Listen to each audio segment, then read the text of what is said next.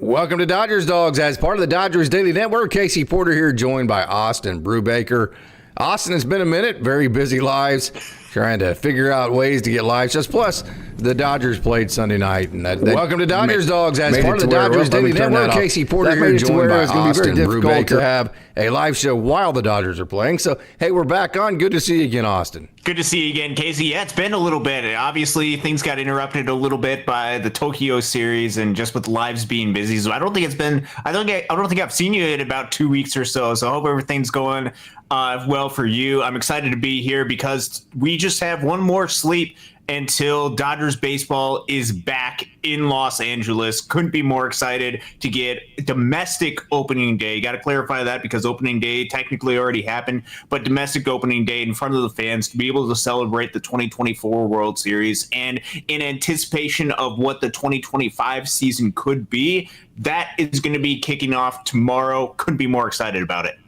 100%. And what'd you think about Blake Snell getting the ball? Of course, let's back up. Yeah. You live in Michigan, correct? Yes, I do. So what's the scuttle there with Tarek Skubal and the excitement there? Take us through the other side of things. Yes, so it is a unique opening day matchup, one of which I don't think has happened in the Dodgers' history. Obviously, dating back to a while ago, they did not play interleague play. Then they introduced interleague play that typically would take place during the summer. Now because both leagues are equal, there has to be some interleague play that happens. So we're getting a unique matchup between the Dodgers and the Tigers this year, which I don't believe has happened before. And the Tigers are coming off of a real magical run, particularly with the last month and a half, 2 months of the season during the 2024 season, where they basically had less starting pitching than the Dodgers. They had one or two starting pitchers, and they were able to use a theory called pitching chaos to be able to make that work. But that only worked because they had the best pitcher, or one of the best pitchers, I should say, in the game of baseball in Tarek Skubal. Skubal was absolutely phenomenal for the Detroit Tigers in 2024, and dating back to years past, had showed some of those signs of excellence. He's got incredible stuff that just pounds the zone. He really is a fearless pitcher who will go out there and attack and challenge hitters. You look at his walk percentage is always incredibly low, and with the stuff that he has with the super high velo fastball, with the changeup, with an off-speed mix that he's going to throw out there, he's going to be a real challenge for the Dodgers starting off on opening day. There's really few pitchers that the Dodgers would go up against on opening day that would give them as much of a challenge as he has, which is going to match up pretty well against the Dodgers, going up against Ohtani, against Freeman, against Muncy.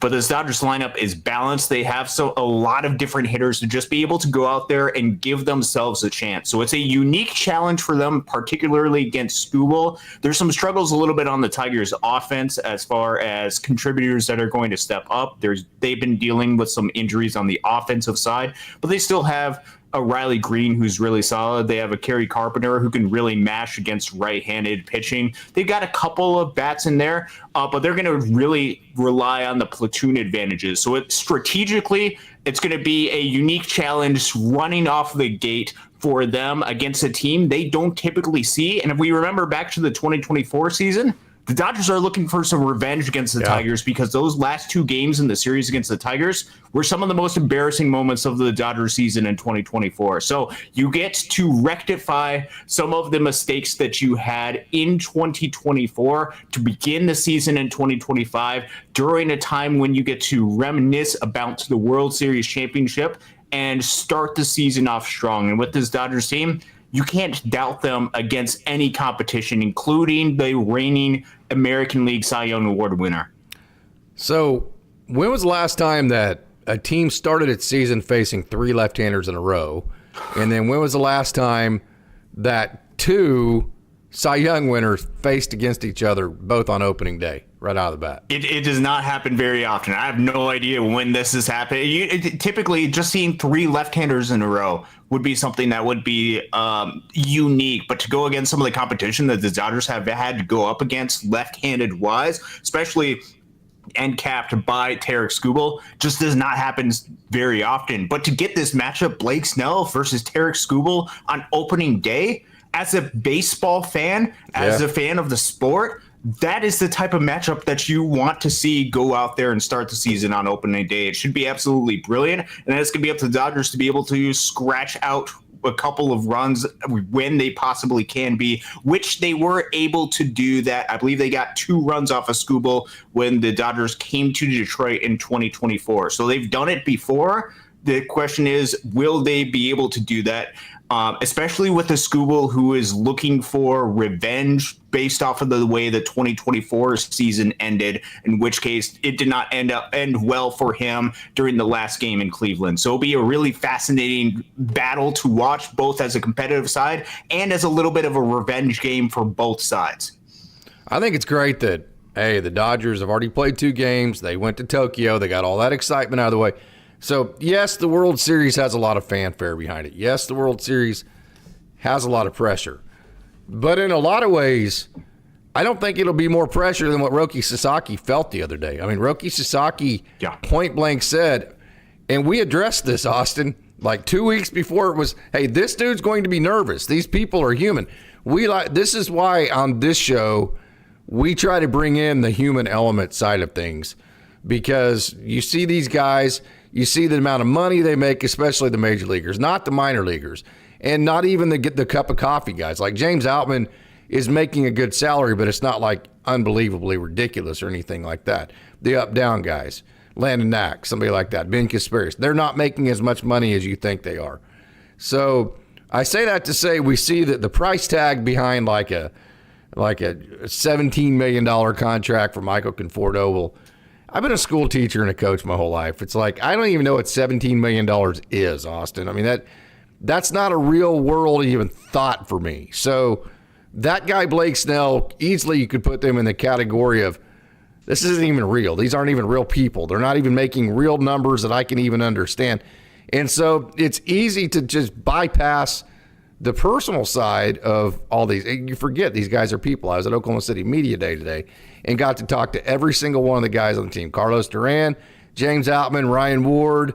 Got to talk to Alec Gamboa for a long time. Got to talk to Justin Jarvis about the line drive that he got hit back at his head. I told him he was my first video that went viral this year. So I'm doing like I always do, Austin. I'm telling a short story and making it long here to say that it's really cool that the Dodgers were able to put their players under so much pressure, I guess, if you would. If you're Roki Sasaki, Yoshinobu Yamamoto, they've already had to deal with scoreboard pressure in 2 games. And they did that, came back to the Freeway Series. So I think the Dodgers come into tomorrow. Of course, best laid plans never seem to work out in this game, so take that for what it's worth. But because of the way the Dodgers set it up, I think they're way more ready for opening day than any other team in baseball other than the Cubs.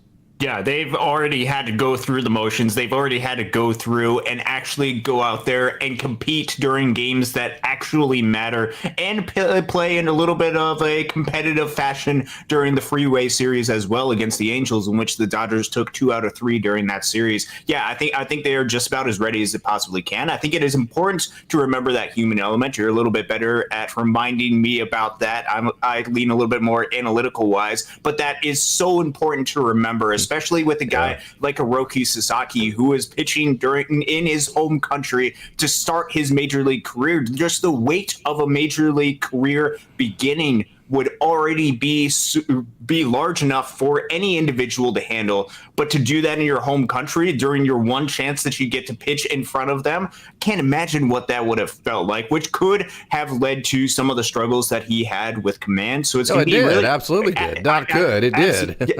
I'm curious to see, okay, is there a little bit of relaxation now that he was able to go through that he was able to limit the damage, and to see just how him continuing to go through the major league grind, the major league career that he is just beginning, to see what he's going to be able to do to continue with that process. You're going to have a chance to be able to see that. Blake Snell starting opening day, Yoshi Yamamoto starting on Friday, and Sasaki on Saturday with the rare Sunday off day. Really interesting scheduling wise, the way that they're doing it, but it gives the Dodgers an extra rest day, which you'll take as many of those as you possibly can be if you're the Dodgers. Hey, Oklahoma City Media Day. Got to see all the Oklahoma City roster. Every single one of them. Got to see Henny for the first time. The manager he's replacing Travis Barbie. Henny has been the Double-A manager in Tulsa. I'll have a long history with him. He's just an absolutely awesome dude. So I say that to say a couple funny stories. Hyung-Seok Kim, I got great video. So I'm going to put all the video I got of Hyung-Seok Kim taking batting practice. I was 10 feet away from him taking ground balls. Him and Alex Freeland at shortstop. I got a lot of video of Dalton Rushing taking batting practice, Alex Freeland, all that. So I tell this story to say, Hyung-Seok Kim is done taking ground balls, and I'm in the third base dugout, and he's coming into the third base dugout. Right? I mean, he's getting ready to walk right past me. Okay, and you'll see this video tomorrow. And so he walks by, and I said, hey, Hyung-Seok Kim, how you doing? And he bows like that. I mean, it's like the most polite. He's the sweetest, coolest young man. I mean, it was like, this dude is cool, man. I literally just instantly went, I'm a fan of that guy. Just watching the way that he did things, his sweet nature. I mean, he is a cool dude. So I said, okay, I got to know. And he could understand a few words in English. His interpreter was there, but didn't like follow him around. So like his interpreter was like shagging balls on the infield while he was coming into the dugout. So I said, hey, Sung, so how do you actually say your first name? I've had everybody tell me a million different ways. He said, it is Hyung-Seok Kim. He said that point blank. So it's not Hyung-Seok Kim. It's not Hasa. It is Hyung-Seok Kim. Now, if you don't want to believe me on that, then you're calling the person himself a liar. So I thought that was funny. So then there was Dalton Rushing in the dugout and James Outman, who I talked to. I didn't get any interviews today because they were working. And I don't ask for interviews when they're in a working environment. I do it way before games, during their downtime. They would have done it, but I just can't do it. The coach side of me I can't get myself to ask somebody to stop their work to come talk to a damn camera. I'm not going to do it. So anyways, I set up a bunch of interviews, but for the next time I got my media passes for my full season, didn't get any. So anyways, it's Dalton Rushing, James Outman, and Joe Jakes. So I don't know who Joe Jakes is at this point. So I walk up to Dalton. I say, Dalton, how you doing, man? Like to talk to you next time here. He's like, oh, yeah, absolutely. Anything you need, right? Dalton's just a wonderful young man. Yeah. So I walk up and I say, hey, I'd like to introduce myself. I'm Casey Porter. And he goes, I'm Joe. And I said, what's your last name? He goes, I'm Joe Jakes. Well, the first video I did of Joe Jakes was my most popular video for like a month. So I said, oh, dude, you don't even understand. You must have a lot of fans because every time I post about you, it just blows up. And Dalton goes, oh, you got a fan club, huh, Joe? You know, the baseball is just the gig at him. And Joe's like, this fat son of a bitch, you need to go away. It was hilarious. And finally he goes, what the hell are you talking about? And Dalton goes, he covers prospects, man. He posts videos on Twitter and Instagram, and they're awesome.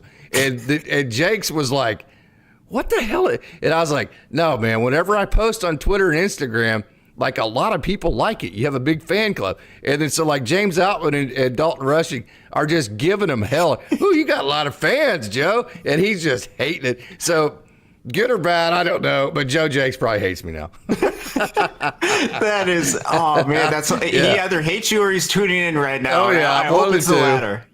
One or two. Yeah, that was a funny story. That's awesome, and it is that's just a sign that not just Major League Baseball is back, but also the minor leagues, which is the stuff that we like to cover quite a bit in depth, and just being able to see the growth and progression that each one of these guys are having. That is literally happening on Friday for Oklahoma City and I believe Sugarland, right? Space Cowboys versus Comets.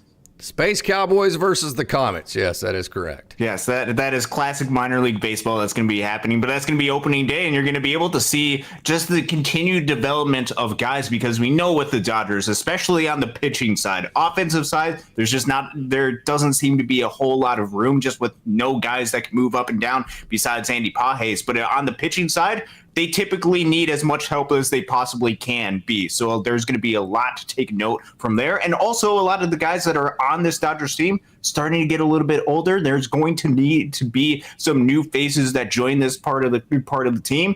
So for guys like Hyung-Seok Kim, by the way, what'd you say? Hyung-Seok Kim. Yes, that's what he told me. Perfect. Okay. That's what we'll go with. Which, by the way, I got a chance to see him when I was at spring training, and you could even just tell during the spring training games the way that he's interacting with the fans. Oh, he's good at shortstop too. Yeah, he is a man. He just seems like a super cool individual who really connected with the fans immediately. So seeing how he's able to progress at the minor leagues with every single day reps, it's going to be really cool to be able to watch him continue that development, as well as the development of every single guy that is on that Oklahoma City Comet club. I'm super excited to be able to see them kick off the season and just see where things go for each one of the development for those guys as they continue to fight for their dreams, continue to fight for their journeys. We've seen with other guys, like I believe right now, and I don't think it's been officially announced, but I know like a guy like who had been in Oklahoma City quite a while, a guy like Drew Avens has been fighting for a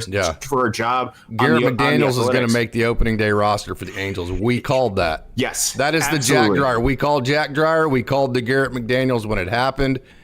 I told Ryan Falla, works for Tim over there at Dodger Blue or Dodger Blue Madness, I think is what he called it. The old Dodgers 2080. So Ryan Falla does a lot of great stories for Tim. I actually had Ryan on with my show once, and Ryan crosses over between the Dodgers and the Angels. And so whenever Garrett got taken the Rule 5 by the Angels, I messaged Falla and I said, hey, dude, just trust me. This guy's going to be in the major leagues immediately. He is that good. He's like, okay, cool. And so if you notice Ryan Falla's tweets, I mean, every time he tweets, it's like, holy crap, Garrett McDaniels. I'm like, I told you, man. And so Ryan Falla actually tweeted today, Garrett McDaniels is going to make the opening day roster. And it's one of those, I hate to do this, but I'm going to. I told you so, because Garrett McDaniels is that freaking good. And he's pretty excited about it. Those in the crowd probably don't know who that is. But James Outman, I got to take a chance to talk to him for 5-6 minutes. Obviously didn't interview. I'm gonna interview him next time I'm there in a better environment where he's not grinding and working in the first workout of the year, that kind of deal. So really cool. I just wanted to get this out there. I kind of mentioned to him, I said, hey, same with Wardo, Ryan Ward. Said, man, I really wish I wasn't looking at your face right now. And of course what that means is I hate it that you're in Oklahoma City, because that means you're not in the major leagues. And so James looked at me point blank and he goes, you know what? And he wasn't rude, and he understood what I said, and he appreciated the fact that I got his back. Does it make sense? Yeah. He did it all in the same, because he's just such a wonderfully sweet young man. He goes, you know what? I don't even waste bandwidth thinking about it. He goes, first of all, what good would it do me? And it's not anything that's beneficial to waste bandwidth on a thought of where I'm at the moment. All I can do is show up and try to play baseball. And I was like, that's why I like that guy. That's right there is why I like him. And I told him point blank, I said, man, I got your back. I got your back. I will never not have your back. And he goes, oh, I know. So that was a really cool moment that I just thought just how mature it was of James Outman to make the statement, just, I don't even waste bandwidth. I can't think about it. It's not something that is beneficial for me to even think about. Yeah, and he meant it. He really meant it. Yeah, that just goes to show you just a small glimpse of the mindset of each one of these guys and the fight and the drive that they have. That's not saying that because he doesn't want to be in the big leagues. I'm sure he desperately wants to, but it is a recognition of the moment of where he is at and an appreciation for every single step that he has. And he knows he goes out there, he competes, he continues to showcase what he can do, and eventually those opportunities are going to come. And especially with a player like him who has showcased success in the past, not just at the minor league level, but through a full big league season, he's going to get opportunities at some point in the future. So just continue to go out there, continue to grind, and continue to be the exact same person that has got you to this point to this point in your career, because the mindset that he has is going going to continue to drive him to some pretty amazing places. So I'm excited to see what happens with him, where he continues to go, what that looks like as far as future for the Dodgers. You can debate as far as what that means, but I just know with James Outman as an individual, it is very difficult to be able to, root against him if you actually know the individual, because the individual is awesome, and also understand that there's going to be another opportunity for him at some point down the line. And I fully expect him to take advantage of that next opportunity. Yeah. So Hyung-Seok Kim, I got to watch him take probably 30 ground balls. And Chris Gutierrez, who I had Chris on the show, he's an OSU boy. He's been the third base. It'll be interesting. He's been the third base coach for Oklahoma City for the last couple of years. I know Henny has always coached third base. Henny loves being in the action. So I think probably Chris will go back to being the bench coach, and Henny will coach third. I just can't see Henny not coaching third. He's one of those, he probably was like the kid that drove everybody nuts because he just had so much energy, and it was just, like one of those just people that just are always busy and just back and forth. So, like, if he didn't coach third, he would probably drive everybody insane in the dugout just standing there for the whole game. So he's got to burn his energy out, right? His mental energy and his physical energy. So I think he probably will. But I say that to say, Chris was, they call him Goot, he was just smoking the fungos today. I mean, he was hitting them. He was working up a sweat. And I can tell you, man, Hyung-Seok Kim is the real freaking deal fielding baseballs. And then where he's really the real deal, if you ever get a chance to see him take just practice balls live, I call it the ball melts in his glove. Like some people, it looks like they're catching the ball, and it's all big. With him, it's like the ball just disappears in his glove. It's like it just melts in his glove. And then the transition from catch to throw, ball in the air, it's like magic. It's like it's so smooth. It's one of the smoothest transitions from catch to throw I've ever seen. End of discussion. Okay. And keep in mind, I love Alex Freeland, and he was standing next to Alex Freeland. I'm a huge fan of his. I have no history with Hyung-Seok Kim, so this is coming just straight fresh with no background whatsoever. And so I'm like, okay, well, a guy that's that smooth and letting go of the ball that quick, there can't be any velo on that ball. And, man, so the next time I said, okay, next time he fields it, I'm going to actually watch the ball in the air. And, I mean, like, the arm strength was like, damn. I mean, it was like, and then if you watch him work through the ball, he's so fast that, like, his throws are like 6 feet shorter than everybody else, because he's so fast to the ball. His speed, not only is he fast, he's quick. So the defensive part of Hyung-Seok Kim's game, I was floored. I mean, I knew he was good. Seeing him in person, I literally was like, that guy's the absolute real deal. Now, I got to see him take quite a bit of batting practice. So I got to see him after Dalton Rushing. I got to see him after some pretty big thumpers. And the ball sounded different on the big thumpers. I'm going to go ahead and say that. It just, his exit velos aren't great. I mean, he's not big enough. He's not strong enough yet. Mm-hmm. And for him to pull the ball and turn on one, it's a max effort type deal. So I still think he's quite a bit of ways away on the offensive side of the game. I don't mean that to be negative. That's just what I think. And I could damn well be wrong there. But I can tell you right now, if the Dodgers said that he is defensively the starting shortstop for the Dodgers tomorrow, I would have absolutely zero problems with that. I think he's that good on defense. Yeah, and that's great to be able to see. It's great to be able to hear, and that just seems to be the profile of player that he was. When the Dodgers brought him over, and a lot of the scouting reports came out, there was a lot of talk about his defensive excellence, and especially if he's able to provide good reason. Provide a lot of positional versatility, especially up the middle, shortstop, second base, and then eventually maybe a little bit of center field, like we saw a little bit at the end of spring training. No, keep him in the infield. He's that good. No, that's what I say. And that's totally fine to be able to do that. I'm just thinking about, okay, what could potentially options be in order to fit him onto this roster. But yeah, no, the defensive excellence up the middle, especially on the infield, is great to be able to hear. I think it is just about the offensive ability that he's going to be able to provide, because a lot of the other elements of his game absolutely are there, as you guys mentioned, defensive wise, his ability to have a lot of speed on the base paths. Oh man, is he fast. He is really fast on the base paths. And then the next step is being able to find consistent contact, which the only way that he's going to be able to do so consistently hard contact. I think he'll be able to make consistent contact. I think it comes down to how hard he can hit it. Well, that's the next step, because even in spring training, you saw him struggle a little bit with just the consistent contact element. Had a little bit more swing miss than I think the Dodgers were anticipating, or at least us as fans might have been anticipating when he was coming over from Korea. So I think making that consistent contact, transitioning that to consistent hard contact with a lot of those line drives, being able to find unique ways to be able to get on base. If he can be one of those players that can put the ball in play and draw at least a decent number of walks to get that on base percentage decently high, he can be an absolute force for the Dodgers to be able to use in basically whatever way they want. And especially with the positions that he has the ability to play, those are kind of the areas of positions of need that the Dodgers have. The positions of which Tom Edman has some coverage of, with the shortstop, second base, and center field, those being the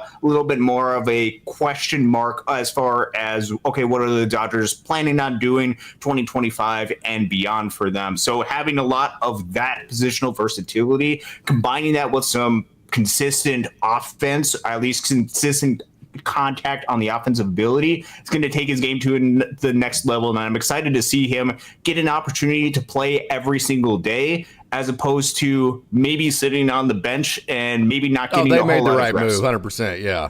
Yeah, I think it's the right move, and 100%. I think he's going to get he obviously is going to get the opportunity to play a lot in Oklahoma City, and with him being on the 40-man roster, he's likely going to get an opportunity perhaps at some point during the 2025 season. So continue to stay patient with him as he works through the offensive transition, because the other elements of his game really, really solid. Yeah. So if you remember, 2 or 3 weeks ago, one of my questions was, even though he's from Korea and Shohei and Yoshinobu Yamamoto and Roki are from Japan, still just that Asian deal, I thought they would pod together, and it might be a better deal for Hyung-Seok Kim to be in that pod just to kind of make the transition. So watching him interact with his teammates and watching how much fun he was having playing baseball and just how happy he was, forget it. I was totally wrong on that deal. Sending him to Oklahoma City, not an issue whatsoever. The dude just has the type of charisma that he probably doesn't know where the hell he's at. I mean, Oklahoma, to him, Oklahoma's no different than California at this point, probably, but no issues with that whatsoever. I mean, he is just a super cool dude. And so I'll say this too, and we've talked a lot about the big Dodgers. We know who's starting tomorrow. I mean, we've worn a lot of that out. And there, to be honest with you, there's not a whole lot to talk about. We've covered the Mookie deal. We've covered just about every possible starting lineup deal, the rotation, Dustin May, all that. We've covered all that. So we're going to kind of get into some of the fresh stuff in the system that we've had personal experience with. So if you are not a believer in Dalton Rushing, if you're like, what's the big deal about this guy, right? Hey, the Dodgers, They haven't, he's blocked, so they need to trade him. If you're of that opinion, you need to go watch this guy take batting practice. Because when we watch Dalton Rushing take batting practice,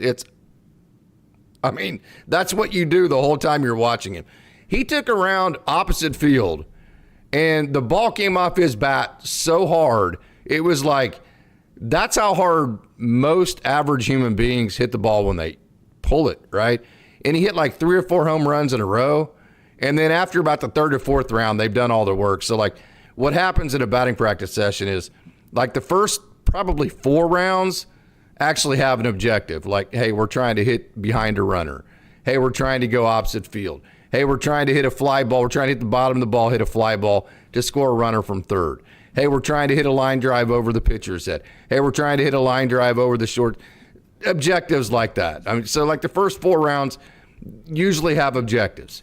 So the last 2 or 3 rounds, it's just, all right, boys, time to have fun now. And so those are the rounds you want to watch. And those first of all, the precision on the execution rounds, opposite way, line drives, whatever, hitting behind runner, was immaculate. I mean, it was like he executed everything. And then the fun rounds, like hey, let's have some fun now, boys. I mean, it was just like, oh my God. I mean, it was a laser beam show. So if you're not a believer in Dalton Rushing, I encourage you to go watch him take batting practice someday. I will just make a bet with you that you will change your mind.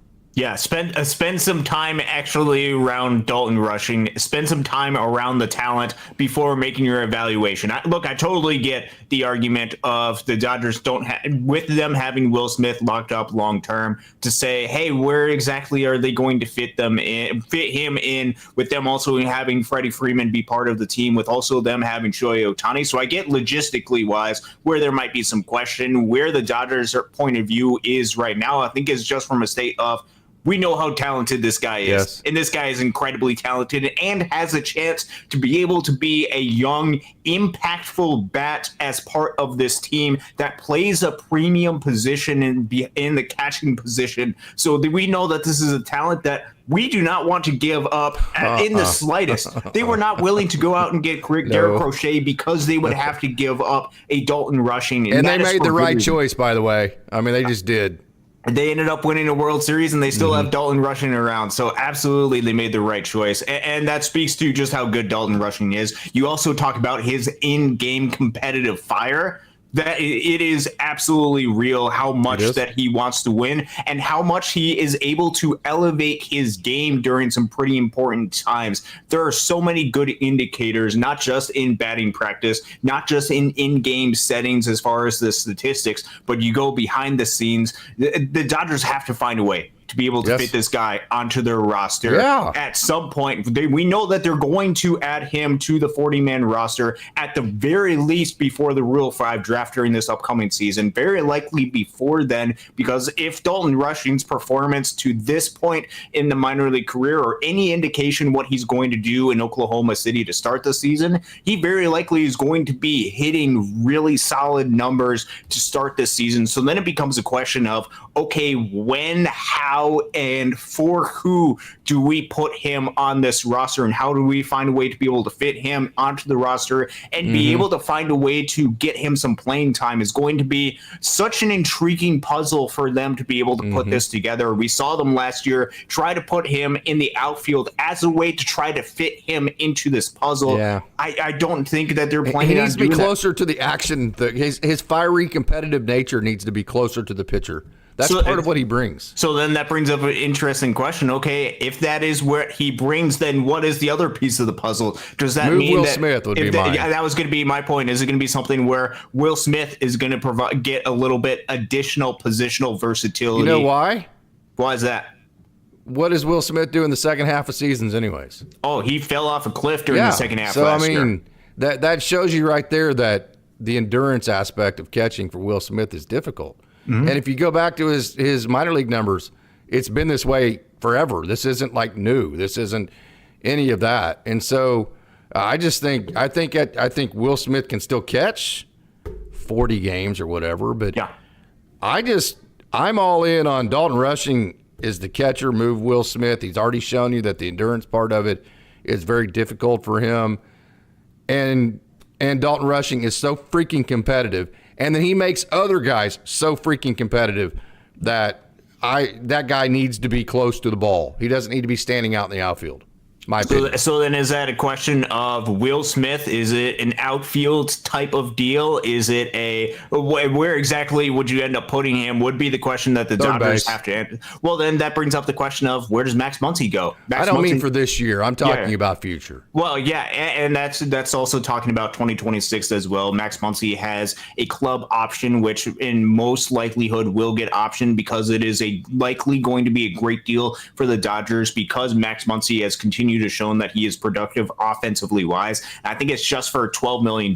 That's really a steal for the type of player that Max Muncy is. So then it brings up an interesting question again. How do you fit all these puzzle pieces together? And I think ultimately time typically solves a lot of these issues, or things happen to work them out. Or if you have too many good players that are part of your roster, that's a great problem to be able to have, and you can go a lot of different ways. The Dodgers just know that Dalton Rushing is amazing at what he does, and they're going to need a type of player like that who's on the upward trajectory of his career, upward trajectory on the offensive side. I talked about this on the show on Monday with some of the things to be able to watch out for throughout the season, and one of the things that I'm looking out for this season, not that I'm expecting any sort of steep hill, but is there any signs of negative regression that we are seeing from some of the players that are going to be on this team long term? The aging players, are they getting on the other side of the aging curve? As much as we love them, you got to start. This is the way you got to start thinking. You're nailing it, Austin. Yes, and what exactly does that regression potentially look like? Is it something where they're at the exact same,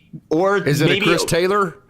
Yes, how steep is that decline? Is it something where they're this year, because 100%. They're still relatively young, because they're 32, 33-ish, there's not really that much of a dropout? Is it a little tiny drop off, which I think you probably is the most like you're hoping for scenario? Mookie Betts over the years, right? Yeah, just a slow decline, or at least as close to level as possible. Or are we starting to see signs that some of these players might not be as good as the players they once were? Because we know this is something that happens with Major League Baseball players. One way to combat that as a team, as an organization, is to have players that are on the upward trajectory that can eventually take over. And I think Dalton Rushing is going to play a really important role in that, and being able to provide a little bit of youth and energy to this offense. Also something that Andy Pages is basically going to be carrying the entire burden of that to start the season for the Dodgers as far as the youth offensively wise, because he's the only player on this offense who is entering less than his age 30 season.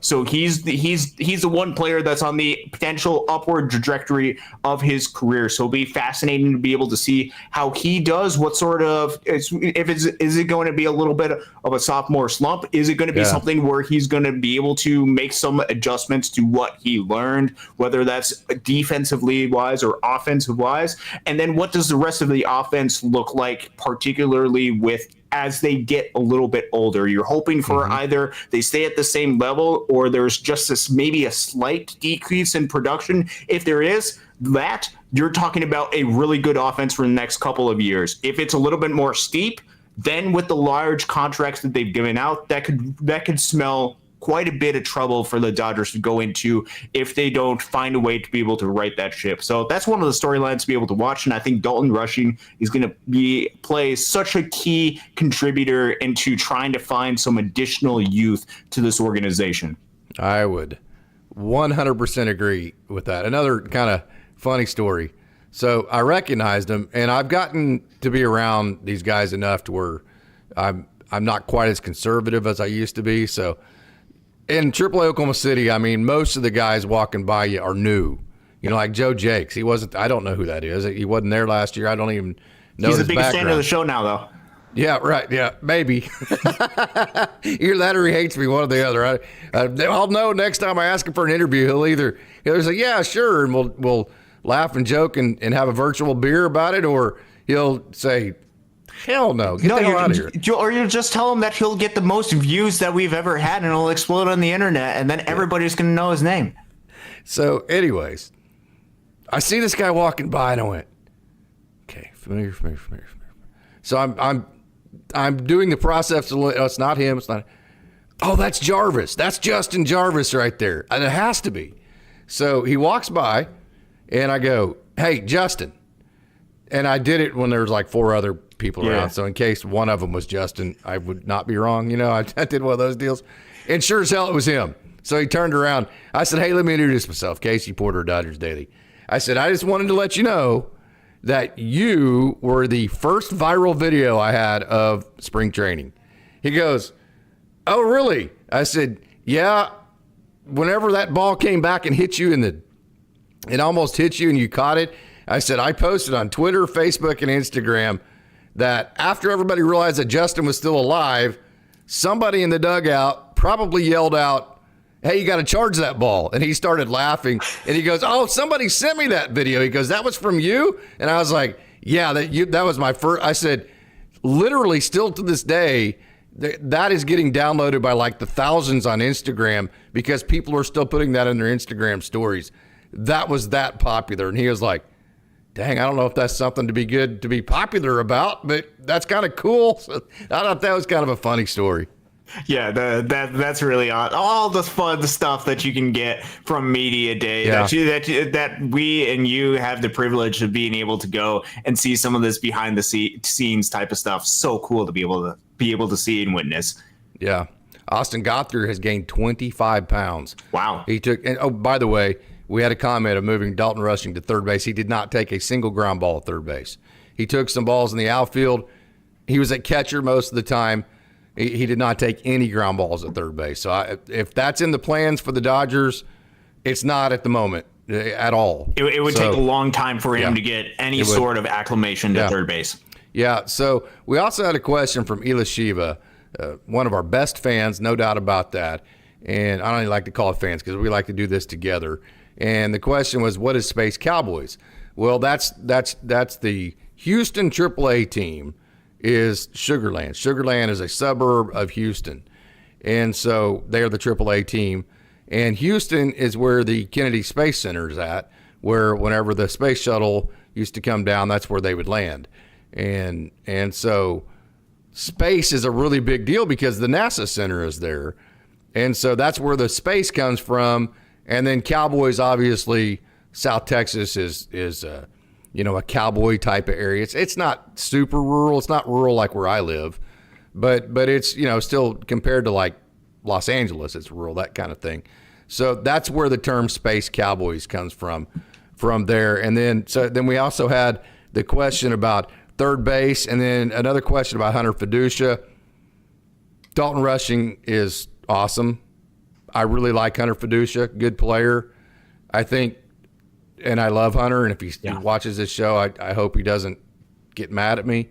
But I think Hunter Fiducia is a tremendous backup catcher at the major league level. That's how I would see that. Is that fair, or if he watches that, is he going to be pissed? I think that is probably the evaluation that at least a lot of major league front offices would have right now. I think right now there is a lot of other major league teams that if he was available to them to be their backup catcher, like they could sign him for be a free agent, they would immediately jump on the opportunity. Yes. Whether he has the chance to be able to full-time starting catcher, he just really hasn't a chance to be able to showcase much of anything at the major league level, which is not his fault because there just hasn't been a whole lot of opportunities because the Dodgers have had Will Smith and Austin Barnes be their catchers for years now, and it's been a good thing for the Dodgers. It just has created a really sticky situation for Hunter Fiducia being at the AAA level for as long as he has. So he's another one of these guys that just seems to be stuck there right now. And I know with some of the success that he had, especially early in spring training this season, he got a lot of people calling for him to be able to get some type of opportunity, and I hope that he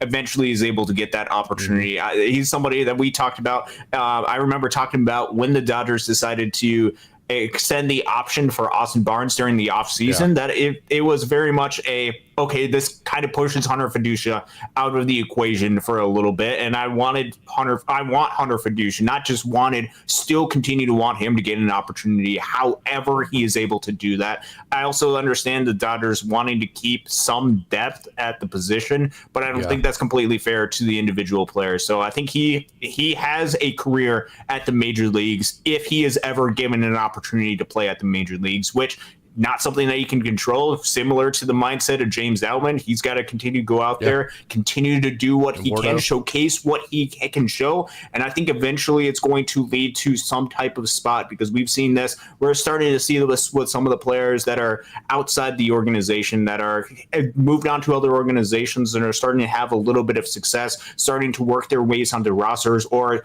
pushing for opportunities to become on the roster. With even a guy, like there's a guy out in Arizona right now, Juan Morio. Remember him? He's pushing for Juan Morio.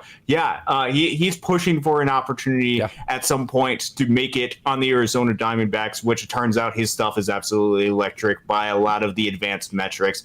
And so with Hunter Fiducia, continue to go out there, continue to grind, and continue to be the type of player that you have been, which is really solid offensively at the catcher position, which is a premium position to be able to play.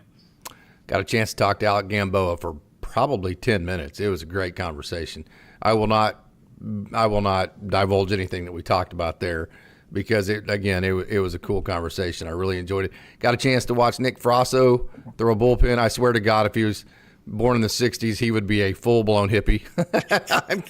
He'd wear the bell bottoms and everything. I'm a full-blown believer in that. I love that guy. He is so good. So, hey, Austin, I know you got to get to work tomorrow, and we all need to get to bed because it's kind of like Christmas Eve as a kid.